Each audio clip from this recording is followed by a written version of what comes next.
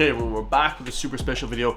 Now, this one is super interesting. It's basically called The Truth About the Irish, the First Slaves Brought to the Americas. This is forgotten history. So it is truly a forgotten history because, you know, growing up in Ireland, guys, you know, my dad's Irish, all that stuff, you know, we never really learned about, like, we never learned in primary school or secondary school or any of that stuff. We never learned about Irish history, about like the slave trade that went on, you know, the Irish slaves being brought.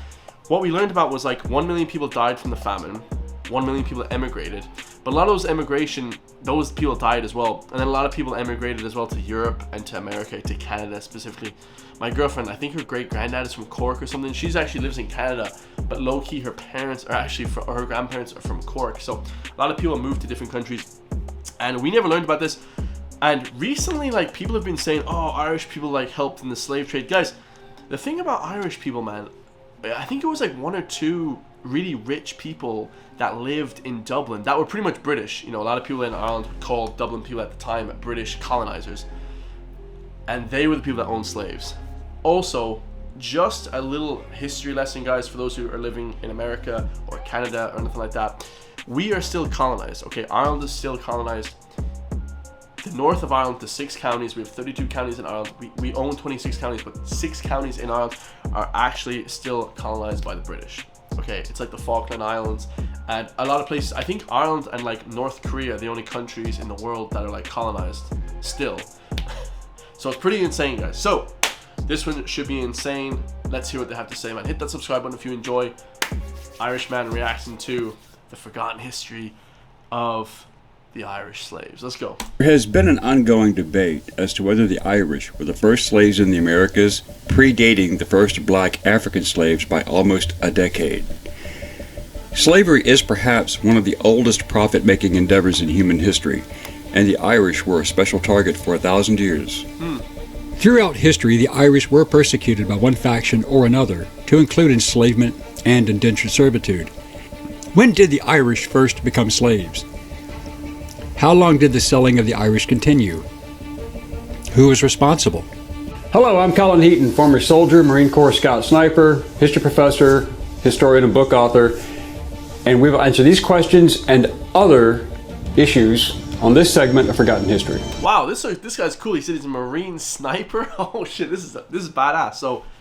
So yeah, I want to hear what he says about indentured servitude, because a lot of people, you know, around the world say that Ireland did mainly indentured servitude to America, but that's not true, guys. I think most slaves from Ireland were like kidnapped and shit like that. It was actually really bad. It was really, really bad. Like really bad, guys. Because Ireland was such a poor country. And let's just call it how it is, guys. The people who had all the money back in the day had the slaves. You know, the average person that you see walking the street, their ancestors just didn't have slaves, guys. They just didn't, because they can't afford them. Slaves is for like really wealthy people, right?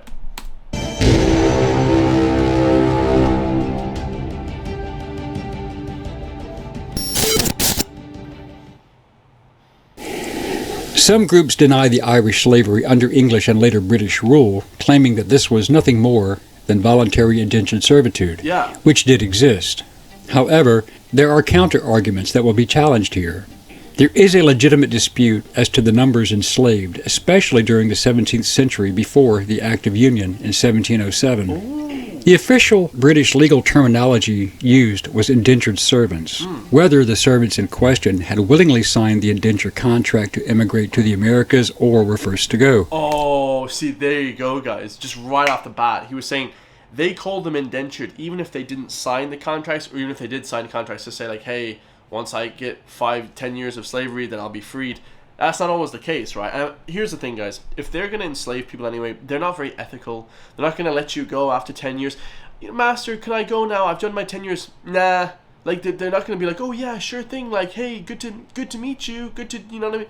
No, guys. They're going to work you till you die. You know what I mean? Many were forced.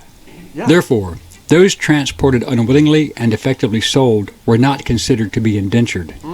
This included political prisoners, vagrants, convicts, political activists, thieves, prostitutes, or people who had been defined as undesirable by the English government. The Irish introduction to slavery was during the first Viking raids in the year 795, lasting through the mid-9th century. This period saw the Irish killed and enslaved. Just like many other societies, the Vikings attacked. Most of these early raids were along the northern and eastern coast using hit-and-run tactics. So they would kill the Celts, I think? Or no, the Vikings were before the Celts or after the Celts? The Vikings would then flee with treasure and slaves and return to either their holdings in Scotland or back to Norway. Yeah, so they would kill Celts. That is a Celtic monk there. And the Vikings would come and kill Celts. They would also take all the women. They would take all the beautiful women from us. That's why Norway and, well, Scotland, actually, that's arguable. Scotland doesn't have any good-looking people. Just joking, guys. But they would take all the good-looking people and all the, let's say, healthy people and then escape with them, right? Usually, many slaves who were of value were ransomed back to their families, but others remained in captivity. Then, from the year 837 onward, larger targets such as the greater monastic towns of Armagh, Glendalough, Kildare, Slane, Clonard, and Clonmacnoise, and Lismore were hit. Slane, hold on, this guy's American, so he's not really pronouncing them correctly, but he's doing a good job. Then, from the year 837 onward, larger targets such as the greater monastic towns of Armagh, Glendalough, Glendalough, right? Does he mean Glendalough? Kildare, yeah. Slane, dude, shout out to Slane. Clonard, and Clonmacnoise. Yeah. And Lismore were hit by larger forces. Wow. These large-scale raids generally spared the smaller local churches and villages far inland, but slaves were still taken, mostly to Scotland and Iceland. In 875, Irish slaves in Iceland launched Europe's largest slave rebellion since the end of the Roman Empire, when Hrólfr Hjalmarsson's slaves killed him and fled to Vestmannaeyjar. In 841, the port that became known as Dublin was taken and occupied by both Olaf and Ivar the Boneless. And by 853, this part of Ireland was a Norse trading center, and slaves were a large part of it. The slave trade did not stop with Ivar's death in 873. Finally, in 902, driven out of Dublin by the combined forces of Brega and Leinster, but the Vikings came back in 914 and reclaimed all the territory, taking more slaves. But Irish resistance was not over. In 980, the Irish, under Mael Sectional Mac Domhnall, yeah, look at this badass dude with the big axe, man. Look at this guy with the whole green outfit, the ginger hair. Dude, this guy is a warrior, bro. Come on, man. King of Meath, fought and managed to defeat the Vikings and freed all of their slaves. Some Vikings who remained assimilated and adapted to Christianity and became part of Irish society. The final nail in the coffin regarding Vikings holding land and taking slaves was in 1014 at the Battle of Clontarf, when Brian I know about the Battle of Clontarf, guys. Everybody in Ireland kind of knows about the Battle of Clontarf, right? High King of Ireland, attacked Dublin, aided by his allies, the Limerick Vikings. They fought other Irish allied to the local Vikings in Dublin, and Barrew's force won, and all the slaves were again freed, thus ending the legacy of constant Norse raids, whether from Danes or Norwegians. The period forced enslavement and severity ended a century after the Norman invasion of England in October 1066. Subsequent Norman rulers of England eyed Ireland, and slavery in its true form was abolished in 1102. In 1155, Pope Adrian IV supposedly gave Henry II of England a papal bull, granting the king the authority to invade Ireland. However, many historians believe that this authorization was a forgery. Regardless, Henry II of England faced excommunication for the murder of Thomas à Becket, the Archbishop of Canterbury, so it is possible. However, Adrian's successor, Pope Alexander III, granted the lands of Ireland to Henry II, although it was not his land to give. The Norman conquest of England and Ireland were cataclysmic events that would shape Ireland's as well as world history and create tensions with England for the next 800 years. The Normans were initially invited to Ireland by Dermot MacMurrough, the deposed King of Leinster. He is sometimes referred to as Dermot of the Foreigners, and his grandmother was the granddaughter of Brian Boru. In October 1171, King Henry II landed in Ireland and allowed Dermot to recruit soldiers and mercenaries, as Ireland was made up of several kingdoms at war with each other. Yeah, so I think Ireland was going through like a civil war at the time, something like that? The city of Dublin and the surrounding area were under Norman occupation and would be called the Pale, or the Safe Zone. Going beyond that was considered foolish, hence the term we use today, going beyond the pale. But the Normans ended the practice of slavery in Ireland, but not serfdom, for at least a few hundred years. Despite the Norman abolishment of slavery, serfdom was still alive and well.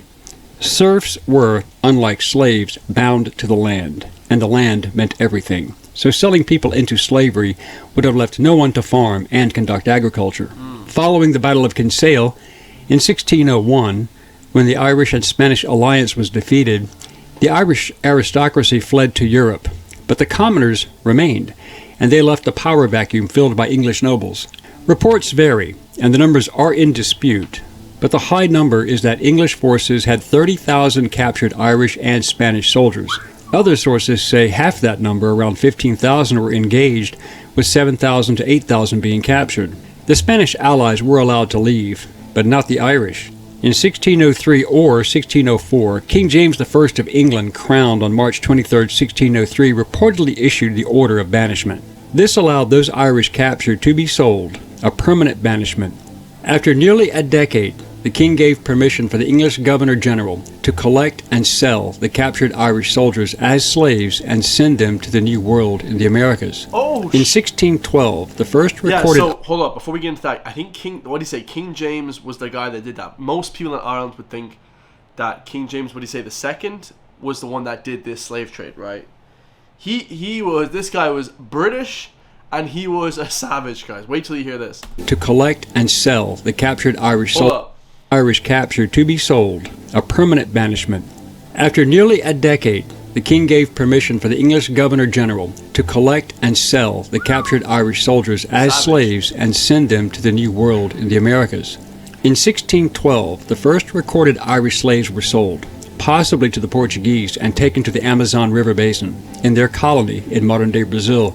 This brought them to the New World. Wow. There has been some dispute as to whether these people were indentured servants or slaves, but it is clear that they were forced out of Ireland to the New World, so it seems illogical and ridiculous to assume that they went voluntarily, hence the statute. Wow, this guy is a genius. So yeah, he said that no matter if you call it indentured or against their will, I mean, they were against their will forced out of Ireland, so, by all logical reasoning, you could imagine that they were, that they weren't indentured. Because I hear this all the time, Irish people are indentured. Guys, they were forced to leave. If you have a famine in your country and it's not caused by your country, it's caused by the British government, what is that, guys? You know what I mean? It can't be this thing of like, oh, it's either you go or you die. Like, and so it's a very simple choice, right? Status of slaves. It has been chronicled that in 1625, James I's son, Charles I, issued the decree, and it may be possible before his death in March 1625, but given the timeline on James's death, it would appear that his son, Charles, probably did issue the royal decree authorizing the Irish slaves. This included prisoners captured, those deemed to be common criminals, and rabble-rousers who were sold. They were to become the property of the English plantation owners in the North American colonies. As a result, tens of thousands of Irish men and women were sent to the Eastern American colonies, as well as Guyana, Antigua, and Montserrat. Guys, Montserrat, this is insane. There's colonies in Montserrat that sound like they're Irish. They sound like they're from Cork. It's incredible. People that are from America or from Canada have to do your research. They sound like they're Irish. Now, I don't have a really thick Irish accent. Like, when I'm talking to my friends in town and shit, like, I have a stronger Irish accent. But when I'm just talking, like, on the internet, it sounds more American and stuff because I'm trying to be a lot more clearer.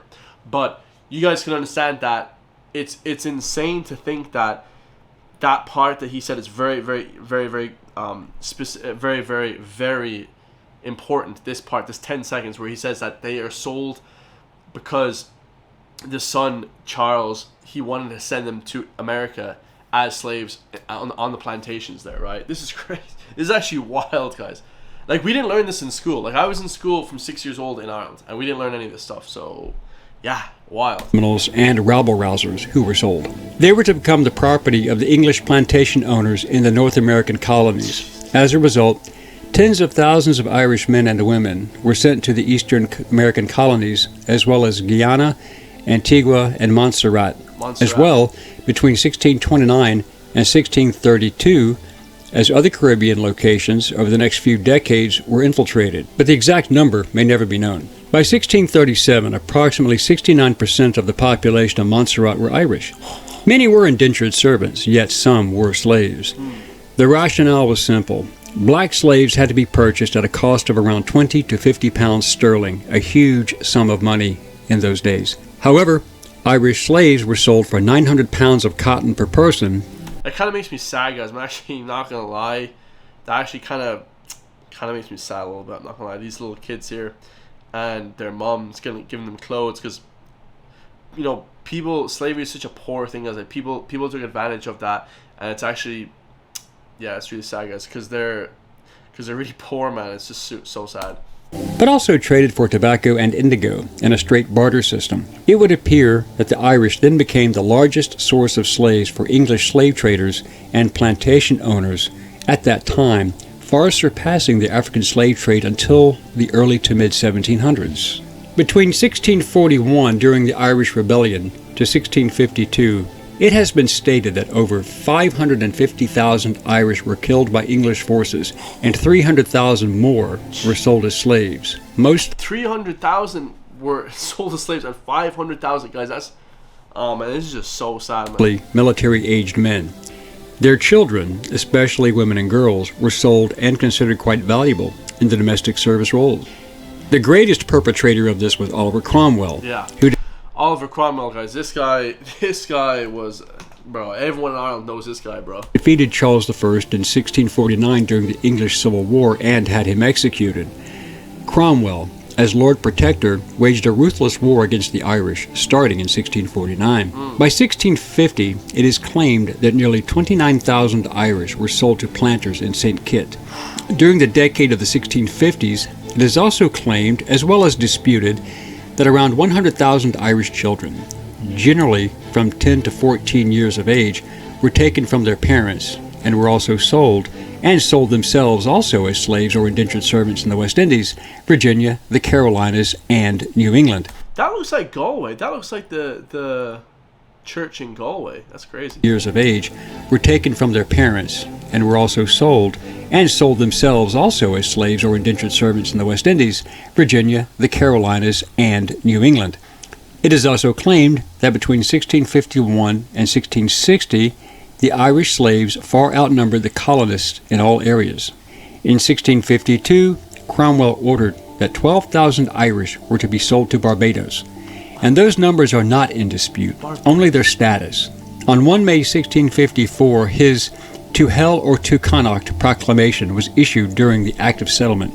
We did learn about that. So, yeah, "To Hell or to Connacht" was like a famous thing that he used to say, and obviously I live in Connacht, so the ancestors said, to hell with that, we're going to Connacht, guys. Galway's in Connacht, right? Of 1662. This was when the English began confiscating all Irish-held lands, and the native Irish were relocated west of the Shannon River. Yep. Those who resisted were sent to the West We're west of the Shannon River, guys, right? Indies as slaves or executed. His own words proclaimed, quote, "Those who fail to transplant themselves into Connacht or County Clare within 6 months shall be attainted of high treason, or to be sent to America or other parts beyond the seas. Those banished who return ought to suffer the pains of death as felons by virtue of this act without benefit of clergy." End quote. The English could kill the Irish without penalty, but selling them offered great profit. The English were allowed to kill them without penalty. Oh man, this is horrendous, man. When you look into actual Irish history, man, it's brutal, bro. It is claimed that over 80,000 more Irish were sold, with 52,000 going to the colonies of Barbados and Virginia. But again, we cannot verify the exact numbers. Many argue that these were indentured servants, not slaves. Yet there are no records of contracts between those forcibly removed and their benefactors. One may assume that, given the barter system of using tobacco and cotton as a trade item for workers, that these deported Irish were, in fact, slaves. In 1656, the Council of State ordered the roundup of 1,000 Irish girls and 1,000 Irish boys in their early teens, even some children, to be rounded up and sold to Jamaican planters. These numbers are in dispute, but so there's a big link between Jamaica and Ireland as well. Do seem reasonable, as these would be children whose parents were already deported. Part of this order was an edict passed on October 2nd, 1665, which stated, quote, "Upon report of Committee for America concerning proposals for transporting persons from Long Island to Jamaica to confer with the Committee for Jamaica," end quote. The persons were Irish, and no indentured servant would be released to go to Jamaica. These had to be forcibly exported Irish, who were already present in New York. In fact, Some of the English receiving these Irish slaves seemed rather concerned, hence this following report. Quote, Commission appointing Cornelius Holland, Colonel Owen Roe, Sir Thomas Roth, and 14 others accompany, by the name of the Governor and Company of the City of London, for the plantation of the Somers Islands, to take into consideration the present condition of those plantations, many well-affected persons there having been much oppressed and unjustly dealt with in relation to matters of conscience. End quote. Whitehall, 1653, June 28th. This situation, with the forcibly removed Irish not being a people to take subjugation lightly, appeared to have created the fear of an uprising, and this seems to be explained in the Whitehall document from November 18, 1656. Quote, The Council of State to Captain Wilkinson. Importance of the Somers Islands to the interest of the Commonwealth. Supposition that the Spaniards will endeavor to get a footing there. Doubtful that a principle of disaffection may yet be retained by some of the inhabitants. He is encouraged to attend to his duties as commander of the fort, to keep a vigilant eye upon the malignant and discontented party, that they may have the less opportunity to prejudice the island's safety, and to use his best endeavors to secure the interest of the Commonwealth. End quote. This referred to the Irish population that must have been slaves, and they feared an uprising. No reason to worry about indentured servants. So, whether one accepts the reality of Irish slavery or not, the fact remains that there were Irish people forced into slavery. However, the exact numbers may never be known. We hope you enjoyed this segment of Forgotten History. Please click like and subscribe for free. And please stay tuned and be engaged and informed. Send us comments if you have questions or even show ideas, and we will respond to all requests and comments as soon as we can. Thank you. Shout out to that guy, the Marine Scout Sniper. He was a cool guy. So it's sad to see that in the end that we'll actually never know the amount of slaves that were, basically brought to other places, because the reason is, a lot of people don't understand, like, Ireland was colonized by different people, the British, people like that, the English, because, you only get historical accounts of people that, were running the show. So to hear that we don't know how many, it's super sad, guys, because people then kind of like blow it off as like Irish people were like brought into the slave trade. Guys, to be honest with you, like, it's just rich people, man. If you hear some ancestors were this doing slavery, it's because they were rich as hell, guys. They didn't own it because they could barely even afford food like the average person. It's super sad, but yeah, I guess they'll never know, mate, because the British, the colonizers, they run the show, guys. The victors always write history. So leave in the comments down below what you guys think. Shout out to the Irish historians that bring this to light. This guy's an American as well, bringing it to light. Super cool to see. I love you all, and I'll see you guys in the next one. Peace.